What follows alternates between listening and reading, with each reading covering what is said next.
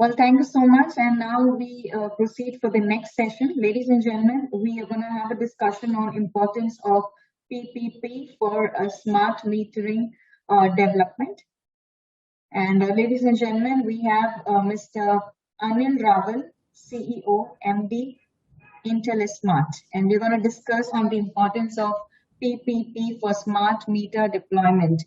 And now I would request our next keynote speaker to please proceed. Over to you, sir. Right. Thanks a lot. I hope I'm audible. Yeah, am I audible? Yes, sir.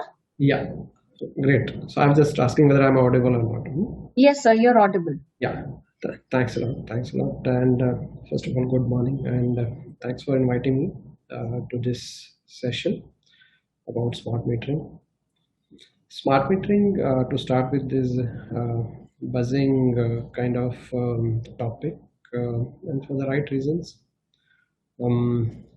Sectorally, when it comes to power sector, there are issues, there are concerns on the financial and operational efficiency of the various stakeholders. And in this concern chain, I think focus is most on the distribution sector, because probably when it comes to opening up and reform part, the journey for distribution sector has been a bit slower than required, and private investment has not been coming to the extent probably this country, where more than 280 million consumers requires, rather 280 million households I'm talking about, and this large chunk of consumers probably requires even better services. And providing better services basically means also better consumption, and better consumption of power means overall goodness for the sector, starting from generation to transmission. After all, the pull comes from the consumer side only, and consumer side is represented by distribution sector, and that's where the role of smart metering becomes very, very important. Smart metering is all about measuring power consumption in an appropriate, reasonable manner, while at the same time benefiting the consumer. Because you cannot ask it one way that as distribution company I measure thoroughly and I charge thoroughly, but probably fail to provide the services and quality of services to the consumer. So smart meters have both way benefit. Maybe I'll not go very deep into the benefits of smart meters. I'm sure this event would focus more on various other benefits which smart meters have to offer, including sustainability, net metering, and consumer benefits, in addition to operational and financial efficiencies, which they as appliance bring to the distribution companies as well as the consumers. Smart meters really come with the whole ecosystem. They are not. That's the main difference between a conventional meter and smart meter. Conventional meter is just a meter; it's just one appliance which is actually measuring power. And smart meter comes along with a massive ecosystem, and that benefits the both sides of the story in terms of consumer and distribution companies. So that being there, without going much deeper onto that, let's focus on the topic. And the topic I'm given is the PPP. It's public-private partnership in smart metering. I have small presentation. I'll try and upload that, and let's see if it goes through. Tell me when it's visible. Yeah, hope it's visible. Yes, sir, it's visible. Yeah, thanks a lot. Thanks a lot. Yeah, so we'll focus on. Sure. Is there something? Okay. So we'll focus on the PPP part, and in PPP, let's understand the PPP context first. And basically, when we say PPP, it has three components: public, private, and partnership. So it's for sure something between public and private. Public basically means public exchequer, or say role of public, which actually comes and stems from the government side.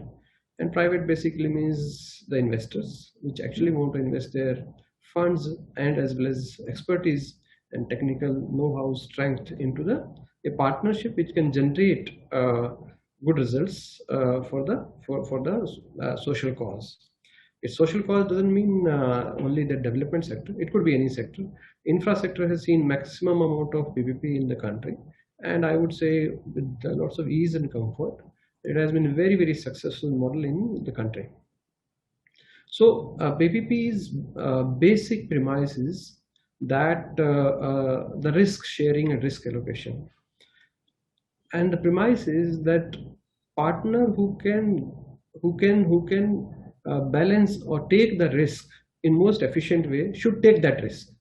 So that basically means if it is a public partner, it is a private partner, it has to be seen that whether government can take specific risk and manage it better, or private can take a specific risk and manage it better.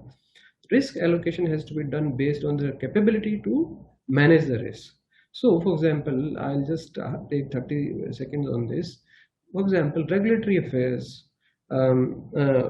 say variances in the macro factors could be taken best by the public side.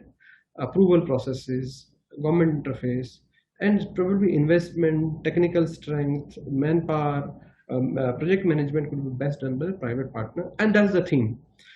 So aim is to allocate the risk in a manner that the partner who can manage it the best takes the risk. That's the basis of PPP. Now, PPP has been very successful, as I said, across the sector: roads, highways, airports, generation, transmission, power side. I'm saying they are very successful models. So when it comes to PPP, there's an additional benefit which I want to highlight here is that in case of PPP, there's a limited recourse to the parent company. There's a limited recourse basically means that parent company can actually invest funds by creating a special purpose vehicle and take the funding in a project finance manner. Now, this is another unique feature of PPP, where PPP model outscores the direct investment or a capex model. So let's see how, if it has been so successful in the infra sector across the various domains, let's see how it can be doing well in smart metering, and we'll run through quickly through a small presentation, and I'll request if there are any queries around the topic, we can discuss. PPP in smart metering is comparatively new. It's just starting. I would say it's exactly the same stage where probably power generation was in 2005-6, or power transmission was in 2008-9. I'm referring to power because I'm sure there are lots of audience from the power side. So distribution sector through smart metering exactly at the same stage where those sectors were a few years back, and it is just starting. Whether there is sufficient enablement, yes, we'll see through when we run through the slides.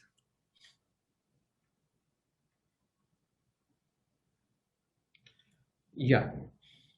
Now, this slide maybe must have been seen by some of the viewers or say in the audience, and just on the cost of repetition, I want to just highlight why smart metering first of all is required and why it's not happening. So this graph, red line you would see is the consumption, which is being shown as the way it has been projected by probably CA, how the demand would increase over the years. And first bar, blue bar on the graph of FY19 would show the losses the company or the country recorded in FY19 on account of the only collection losses, billing and collection losses I'm talking about. So metering, billing, collection losses to the tune of more than 50,000 crore. So it is a proven factor and a proven point across the countries and geographies that metering, billing, collection losses could be managed to large extent to the tune of 90 and 99% by having smart metering, which is a two-way communication and has many other benefits of ecosystem. So as we discussed, and we have just seen that if we don't do that and let the business as usual continue, what could be the amount of losses which can happen in the country in next 10 years? That amounts to these bars of at different intermittent time show the quantum of losses if we don't do anything. That if you just total up year on year, this will total to about 11 lakh crore rupees if the things go on as they are going on now. And what is the cost of smart metering program in the country if you do it, say, tomorrow? By a sudden magic band, it will cost you about 1 to 1.5 lakh rupees to install the smart meter and run it with the complete O&M for 7 8 years, about 1 to 1.5 lakh crore rupees. So, and in a project finance manner, if you really take it around 20 30% of it, it would be, say, not more than probably 40,000 crore rupees or 50,000 crore rupees at the max. And what finally savings just on account of I would say billing and collection losses would be, if you go by 98% success of the smart meters, it works out to about 9 lakh crore rupees. Now, whether it is a sharp maths and whether it doesn't have any chink in its calculation, not, this is just shows, this is to show that if it's 9 lakh, not 9 lakh, it could be 7 lakh crore rupees, it could be 9.5 lakh crore rupees, it could be 10 lakh. What point being made here is that irrespective of the variance in the quantum of the savings, the investment versus saving is huge. So that's going to be one of the highest ROE project in the country come to infrastructure. So that's why investment into smart metering is must. And we probably are pushed to the wall as country, and we don't have many options now to not to do this in the country. And that's why government has already recognized this need, and there's a huge drive on smart metering program in the country. But the point comes from where this 1.5 lakh would come, and that's the answer is the PPP. Now, a bit about Intellismart. I'm sure some of the audience must have heard, but in case of any gap, I'll quickly run through. So, Intellismart Infra Private Limited is a joint venture of ESL. ESL is known; it's a JV of few PSUs of Government of India Ministry of Power. ESL holds about 49% in Intellismart, and NIF is National Investment Infra Fund. This is a Government of India backed fund. Government of India holds 49% in NIF, and they are international investors invested in NIF. And the aim of NIF is to fund the infra sector in the country. And they are focusing in the power sector through Intellismart. So they hold 51% in us, and that makes Intellismart Infra Private Limited as an entity which is focused on smart metering, smart grid, and other digital initiatives in the power sector. So that's about the Intellismart. Now we can drop it. What value creation Intellismart is doing means it's focusing on innovation, and it's building a huge team which would specifically focus on the distribution sector, digital initiatives, and carrying out many things. So we may actually drop it.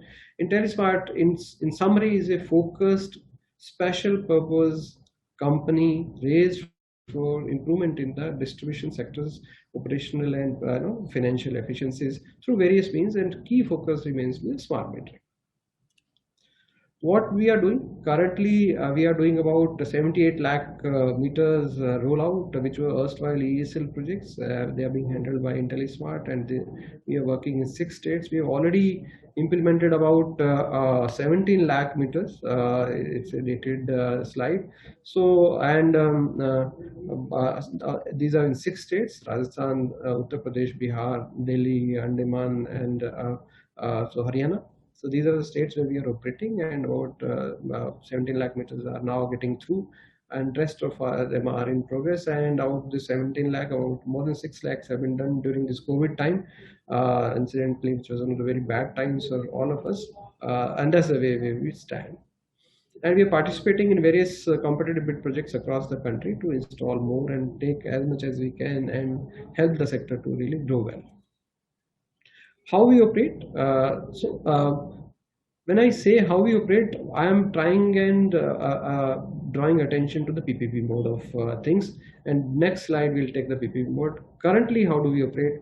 So ESL was operating the OPEX model. OPEX basically means operational expense model, or they sometimes call as a build on operate and transfer model. So when we say PPP has various versions. They are not much different, but then small variances of PPP have been defined.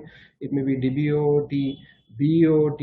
BO means it's basically design, build, finance, operate, kind of own, operate, kind, and transfer. Build, own, operate, transfer, or build, own, operate. There are various other models. where two partners, where government partner and private partner come together, do the some amount of risk allocation and take the risk. Mostly in this situation, the investment comes from the private partner. Capital investment, technical investment, manpower, project maintenance, operations, they all come from the private partner. What government partner would normally do is approval process, enablement, facilitation, ground means initiation, all these things would be done by the government partner. And how it was being done earlier by ESL, and the way we are doing in our running projects is exactly it's shown here. So the top one would show normal value chain in smart metering, where smart meter we'll just take 1 minute on this so that we know what all about the whole value chain is. So smart meter communicates through GPRS or any other communication network with the head-end system. Head-end system is a cloud-based service which actually captures data from smart meters, and then it passes on the data to meter data management system, which is called MDM. The main difference, both are cloud-based services, and the main difference between the two would be the data churning and logic being available in MDM for making this data usable for bill generation. HES would capture the data and MDM would generally process the data for the billing system. CCNB is customer care and billing system, which could be named in various ways by the distribution companies. So normally billing systems are in the domain of the discoms, and so the partner, or say whosoever is doing the smart metering on OPEX mode or whatever mode is, the mandate would be to provide data from MDM to the billing system for bill generation. So if I could say, from smart metering to MDM is largely the value chain of in the operation of the implementing partner, and normally billing systems are in the domain of the distribution companies.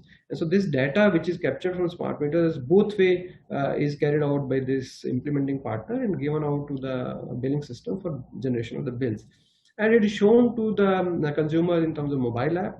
And so this data goes to mobile app also. Mobile app also normally is in the scope of the implementing partner. So this is the value chain which actually requires massive investment. Normally billing systems are there with all the description, they are dated. Discoms are trying and working on that also. That's another area where lots of investment is required. But currently mostly investment is happening in smart metering to the MDM kind of value chain.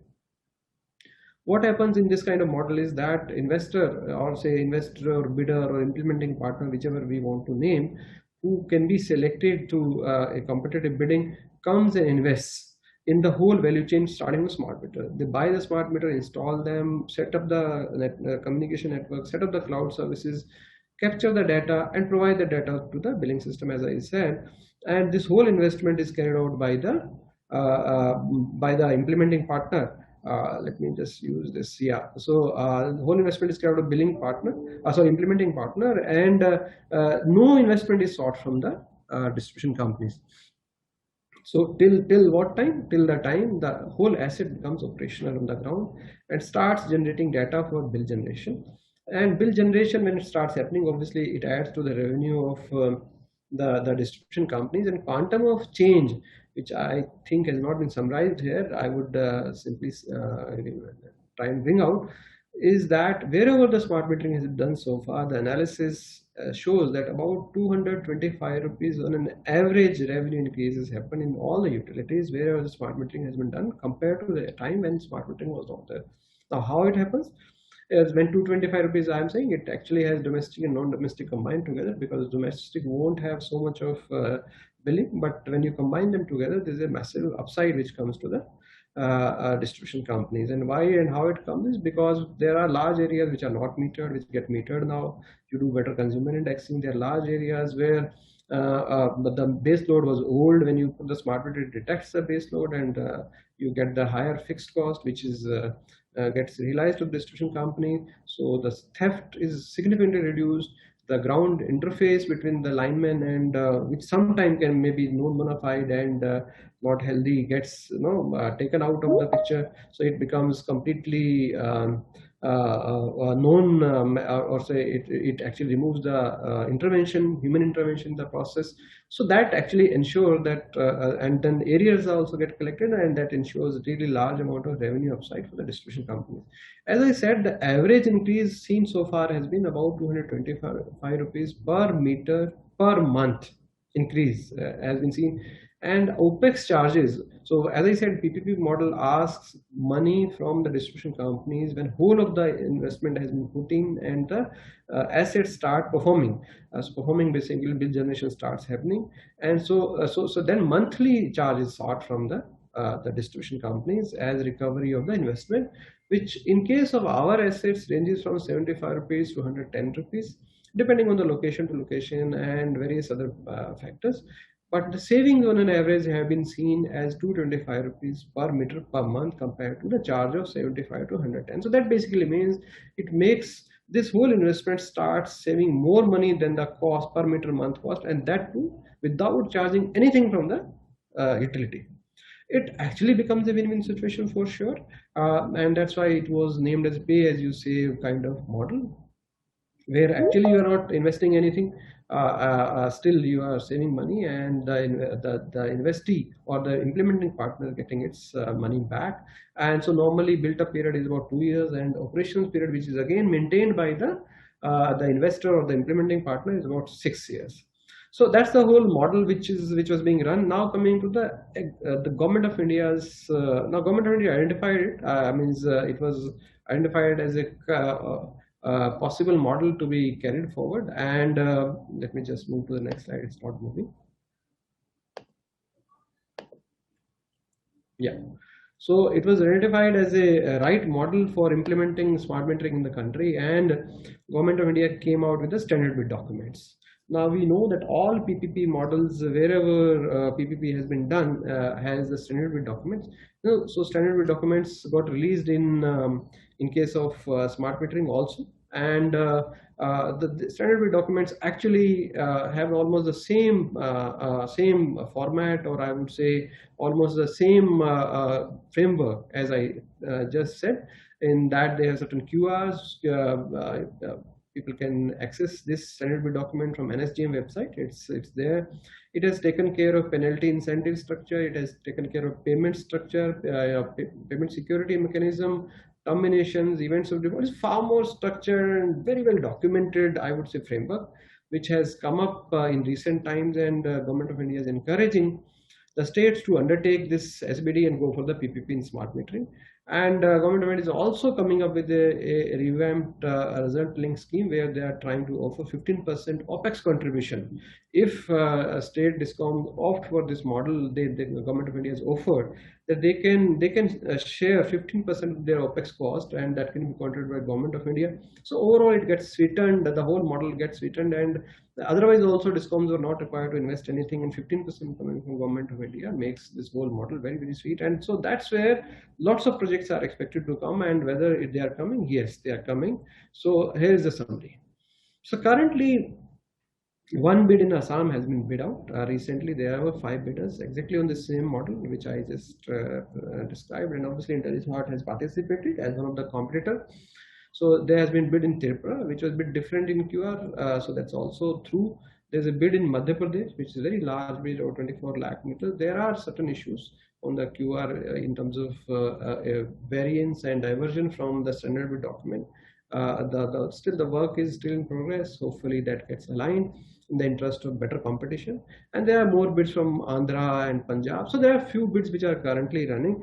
There is some amount of concern here, and the concern is that despite such a good model being put in place, and which has been now tested well in Assam with reasonably good competition, states are at times trying to tweak it a bit too much, and that makes the SBD or the standard, or not standard, the document which is offered by the states probably not fit for large investors, and that actually reduces the competition. So what we have been requesting Ministry of Power as well as the various state discoms, that Ministry of Power put in a huge effort. NSGM has done a massive effort in terms of creating a standard document by allocating the risks properly, by making a framework which is very robust, which is investor friendly, and takes care of all the interest of discoms, and has assimilated the journey of PPP in the country, which has been quite long, and all the learnings have been captured. So they should try and keep the basic structure of the standard document same, while they come out with the document, but then there have been some variants here and there, but then I'm sure this is work in progress and it will evolve very well as we go forward. That's all from my side. And so in summary, I would say PPP is the need of R in distribution sector, and smart metering is the need of R for distribution, and PPP can solve this issue for us, all of us. If government of India is targeting over 250 million smart meters in next 3 years, it just cannot be done by the government investment. Lots of private investment is required to be coming in, and private investment comes when you have the right risk sharing, risk allocation, and there is a reasonable amount of returns payment security which is built in. A fair risk allocation leads to the good investment. We have seen across sector to sector. I'm sure that will be successful in distribution sector also in smart metering. So that's all from my side. I'll request any questions if they are there. So now we open for Q&A. So audience, if you have any questions.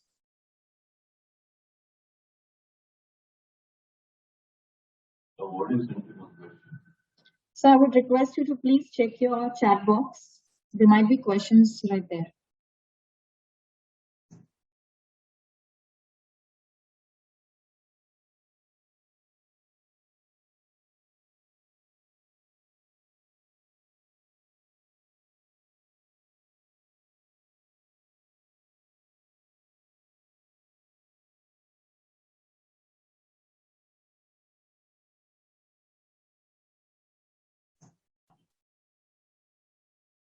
So are you able to see the question?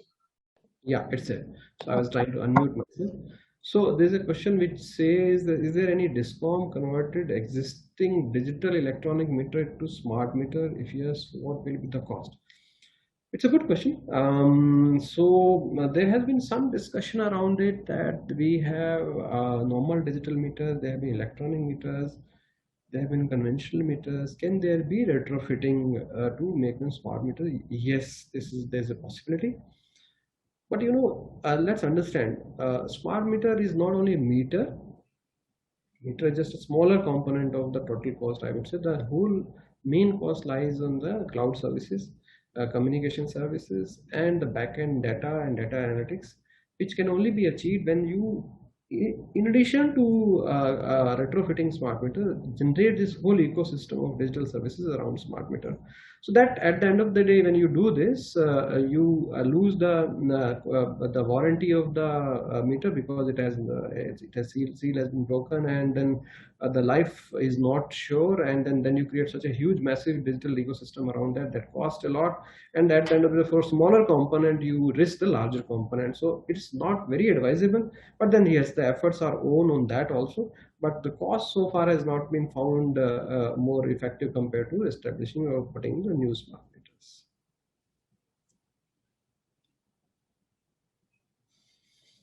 Yeah, next question is, PPP can take care of communication bandwidth and monthly recurring charges.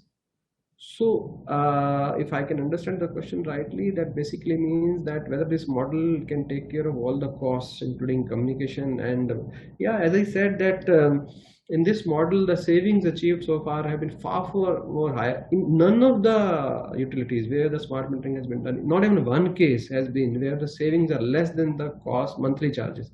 So that basically means what? Utility did not invest even in a single penny, and the monthly charges they are paying are less than what they are saving. So that basically means it takes care of everything, starting from the meter installation, operation maintenance, the communication, and the telecom service charges, the cloud services, and everything, all inclusive. Still it saves more than what they pay. So it actually becomes a win-win situation, means, if I understood the question correctly.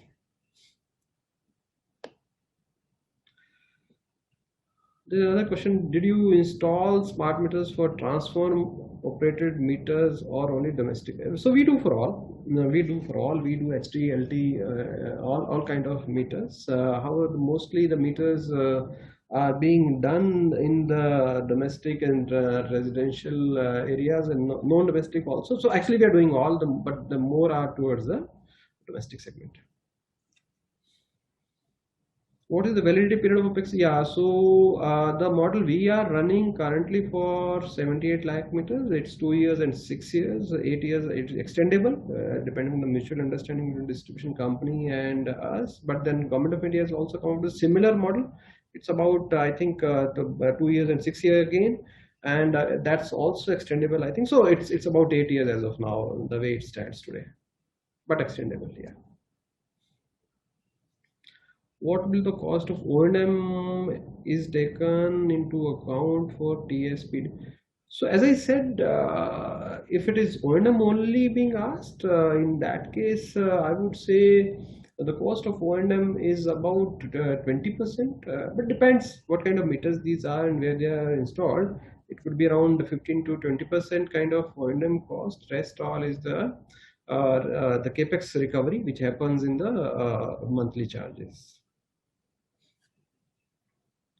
Is it viable? Exactly, it's viable. Let me tell you, the currently the meters being installed are more than 80% in hardcore rural area, hardcore rural areas where communication is a big challenge. So it's perfectly viable. It's rather more viable in rural areas. Installation could be a challenge, but then you have to undertake challenges to really do big things. So it's perfectly viable. What is the ideal break even when it comes to PPP model, like 150 rupees per meter? 150 rupees is horribly high, I would say. Depends. Break even, if you ask, we in Intellismart just take minimal ROE and then count what is the per meter charge, and obviously so break even is achieved within that period of operation. So we don't frankly go for profiteering because we are not mandated to do that. So it could be depending on what kind of return you are expecting. Break even will depend on that only. Policy for testing smart meter, its roadmap, the duration of smart meter testing of one set as per is about, yeah, I mean that's a point of concern. I don't know who is raising this question. It's a very valid question. That's where lots of work is required. Somehow we are trying to do smart metering as if we are doing the capex model, or we are installing, Discom is installing smart meter through a contract of capex model. That's where lots of enablement for large scale smart metering is required, and this is just one topic which is raised by the writer. There are many issues which actually require to smoothen if we want to really have a mass scale rollout. There are seriously many issues on the regulatory side, but then work is on, I would believe. Okay, that's a very good question. Whosoever is raised, so there's lots of work required. If you spend so many months in testing, how do you install 250 million smart meters in this country? It has been far more faster. If you see all infra sector, there's been massive enablement on the approval side, because this asset is now being owned by this company who's installing for 8 years with full warranty. So why so much of testing? And there are certain SLAs that they have to meet. If they don't meet the SLA, there's penalty. So it's a contractual commercial arrangement to be relied upon, then causing too many obstructions in terms of in the name of approvals and the processes, which requires to be removed actually to do this in a big way. I would agree that.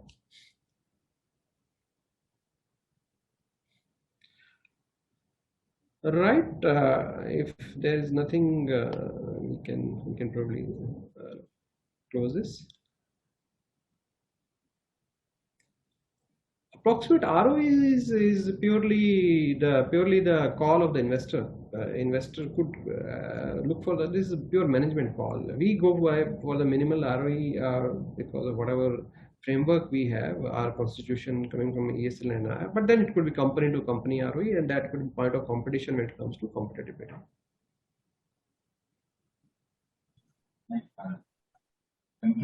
So thank you so much. I think we're done with the questions, and you have been very engaging. Thank you so much, sir. Thanks a lot. Thank you.